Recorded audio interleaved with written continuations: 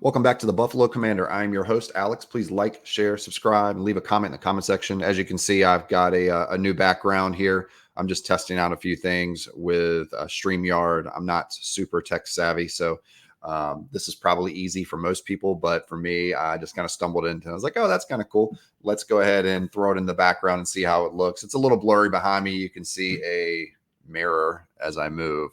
It's the only thing that doesn't pick up or doesn't block out on there. So I may have to change where that mirror's location is. Today, we're going to go over the anonymous NFL executives' comments as it relates to Josh Allen and being one of the more overrated players in the NFL. I think that this is a conversation worth having, considering a lot of the hate that he does get from places like First Things First and Nick Wright and some of these other commentators that are, I think, just stuck on their draft analysis from 6 years ago, and they're unwilling to waver off of the point, even though Josh has proven time and time again to be, I think, the second best player and the second best quarterback in the NFL to this point. So, and I don't think it's particularly close. I think there's a fair amount of evidence to show that. I think that turnovers are low-hanging fruit for haters, and I think turnovers deserve context. Although I do think that Josh Allen throws too many interceptions, along with just being a little bit too reckless with the football. But there's good and bad that comes from that. So it's kind of a double-edged sword. What do you want out of your player? But I do think that it's something that's worth going over in order to have some ammo going into these types of conversations as Bills fans, because Buffalo Bills fans get a lot of hate, and a lot of it's directed towards their best player. And I think that there's a fair amount of evidence that shows that if Patrick Mahomes and Andy Reid never teamed up, that we may be having a different conversation about Josh Allen and Super Bowls or MVPs and things like that. So I think it's worth going into. I do want to share my screen to go into a couple of the different things that have been online and as far as evidence and data and some supportive evidence that shows that Josh Allen is better than what this executive's claiming to be him to be. So I want to share this out really quick. Yeah, that popped up on the screen. We're good. Let's see here. So this is the initial comment. It was somebody else shared it, but I bookmarked a few of these things here. Allen's 47 interceptions since 2020 are the most in the league. We know that.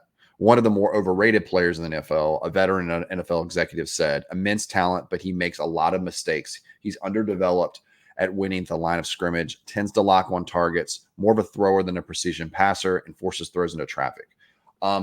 Some of this is true. Some of it's not. Of course, he has the most interceptions in the league right now. So did a lot of players. Brett Favre was one that's notable that he gets compared to quite often. Others like John Elway were heavy interception throwers. So was Peyton Manning. Now, the eras are different now, so we can't completely compare the two on a one-to-one level, but he is that new incarnation of this type of player. So that's true. Some of these are more meaningful than others. I think I bookmarked some data to show that. And his interception or turnover to touchdown ratio is actually quite good because he does also lead the league in touchdowns since he's entered the NFL. So I think it's just worth noting that's the comment that was stated. I want to go into a couple different things here just to show kind of him in a comparison to Patrick Mahomes as well. In the playoffs since 2020, Josh Allen's 5-3, Patrick Mahomes 8-2, of course. Total yards, Pat has more yards, but he also has 2 more games. The 25-20 total touchdowns to 23 and 5 interceptions to 4 for Allen, right? And you see the PFF grade's better for Allen here. A lot of the reason for the better grade is because Josh is doing this in 2 less games than Patrick Mahomes did. I'm not saying Josh is better than Patrick Mahomes. There's a fair amount of evidence stating that he's not at this point. But some of that is circumstantial as it relates to having Andy Reid since day one and having the best tight end who's ever existed. And last year having the best defense in the league, bar none, down the stretch. So I think it's a fair amount of evidence there to show that he is at least on par with Pat in the playoffs. And if you watch any of the games in the playoffs, think it's fairly obvious that he's carrying the team on his back more times than not. This is Josh versus Pat as it relates to them going head to head. And I just got kicked out of there. Hold on. And if it'll let me open it up. And it will. Yeah, it will. Just got to go back down. Hold on. Okay. Well, it's not letting me show more, which is, oh, there we go. Okay. So Josh Allen, Patrick Mahomes have gone head to head 7 times. It's the record's 3-4. Patrick's beaten him 4. We beat him 3. The 2 of those games are in Josh's first 2 seasons. So you could argue in recent history, Josh has beaten him more than he's beaten Josh since 2020, I believe. Total yards, they're right on par with each other, 2194, 2243. Total touchdowns, Josh has beaten him 20-16. And then turnovers, Allen's beaten him 3-6. One of the things that isn't shown a lot with Josh that I think is fairly obvious is that when he plays against other top quarterback competition, he really steps up to the plate.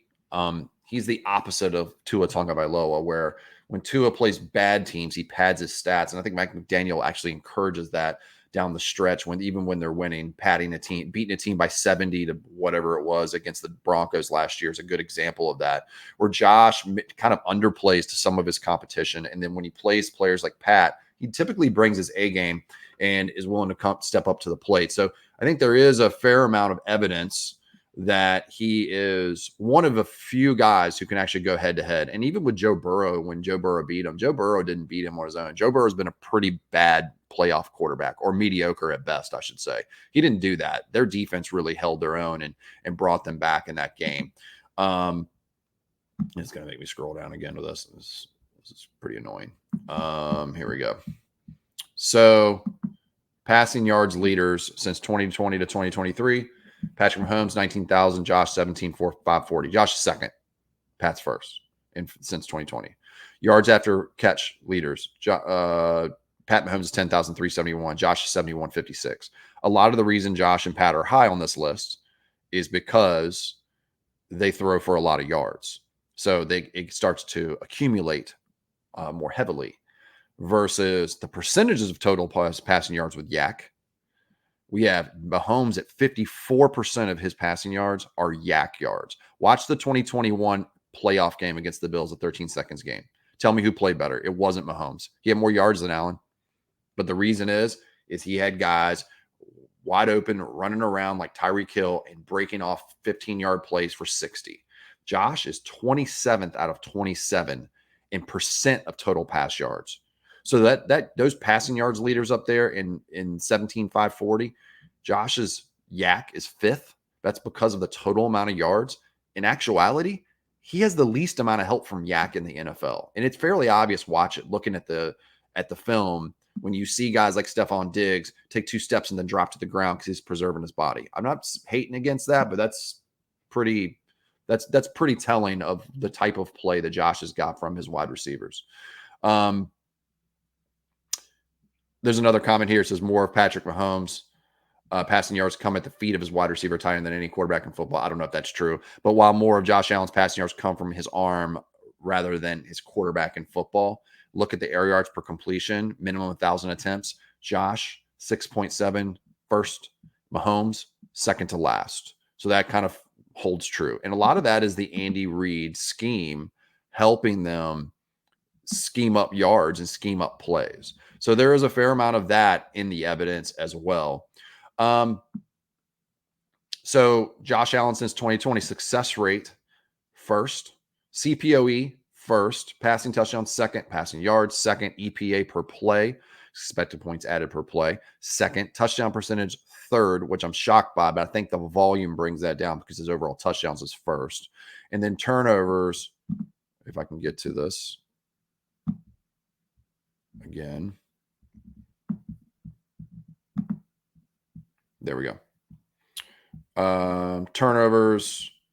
I don't know what DB is, so I just kind of saved this. So forgive me on that piece. But he's 18th, so middle of the road. Says Nick Wright's openly biased. We all know that's true. Okay, so next piece. When I go through here, I've obviously bookmarked some stuff from this guy, Tan Marino, who I'm going to come back to and I ain't him from the Dolphins. So I'm going to come back to when we clap them in week 2. There have been 46, Sal Capaccio says, there have been 46 quarterbacks in the history of the NFL since a merger who've played at least 10 playoff games and had at least one playoff touchdown pass. Here they are ranked by lowest interception percentage. Who's first place? Josh Allen. So when the game's on the line or when the game's important, Josh doesn't throw these types of picks. He does it when he thinks he has the leeway to do so. And I think that's fairly obvious as well. Like, look at the Jets game last year. He thought that, he unfortunately thought that he was had the free, I guess, will to do whatever he wanted to because they thought they were going to win the game, or they thought it would be an easier game, and it just did not work out. So that's part of it too. I think that some of it is his mindset. I do think he needs to bring it down. And there's some other comments here, like Nick Wright. I'm not going to play this video, but he's talking about how Josh Allen's rushing touchdowns shouldn't count when it comes to touchdowns, meaning he's overrated. And the amount of rushing touchdowns Josh Allen has is a lot, but a lot of them don't come from the 2-yard line. And his own argument backs him is falling apart here, where he says anything outside the 5 is it passes inside the 5 aren't worth anything. Well, Patrick Mahomes averages less than 5 yards per touchdown pass. 3.9 last year was his average depth. So I think that there's a blatant hypocrisy as it relates to Allen in a lot of respects, where people are hung up on their original feelings as it relates to him and don't want to admit that they're wrong. And I think that we see this all the time as it relates to Josh, and as Bills fans, I know we get sick of it a little bit, but there's no question in my mind that Josh Allen is the second best quarterback in football with the most potential to be great based on his physical attributes as well. There's no one with a stronger arm, maybe ever. He's huge, he's durable, and he is one of the best runners we've seen. And most of the evidence shows that he's the best dual threat quarterback to this point in his career in the history of football. Even better than guys like Cam Newton. A lot of people want to say dual threat, and they really focus on the running when they say that. But Josh Allen is such a good passer in comparison to those other dual threat quarterbacks, maybe outside of Steve Young, that the running is secondary to him. And I think people are still having a hard time grappling with that idea, because that's the main thing they like to point to when they try to trash Josh Allen is his legs are why he's good. That's a part of why he's good, but it's not the only reason why he's good. He is undoubtedly elite quarterback. And some of the comments by this other guy too were a little concerning. Like, are you actually watching the games? His pre-snap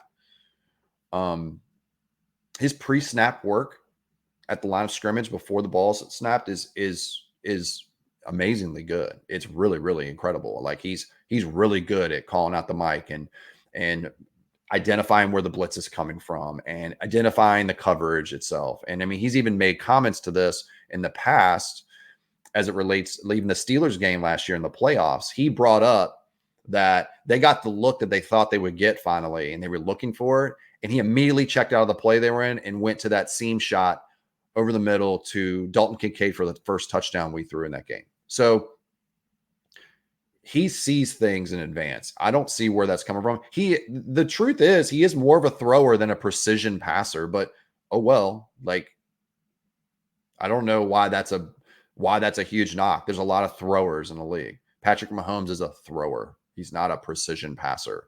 Josh Allen is not a precision passer. He's a good passer, and so is Patrick Mahomes, and fairly accurate with on-target throws.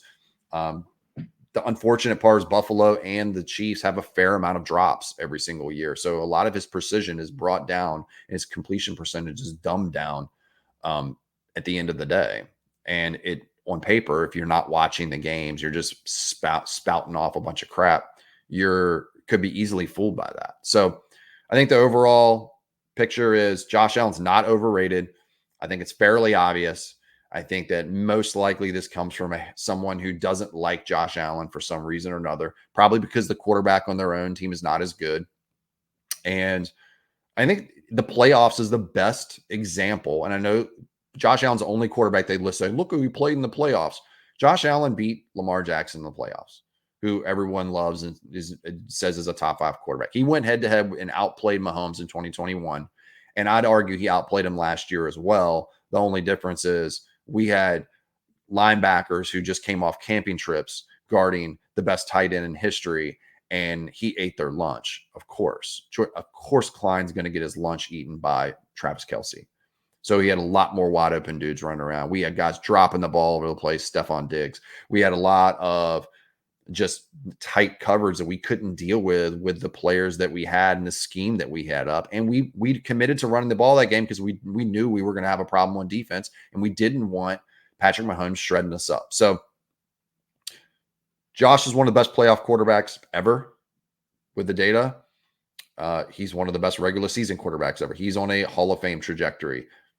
He needs to win a Super Bowl probably at some point in order to solidify that. But I do think that he's on that path. And I don't think there's a real argument for anyone else other than Patrick Mahomes to be ahead of him. So anyhow, like, share, subscribe. Thanks for joining me. We'll have another video out probably later this week, early next. Training camp starts next week.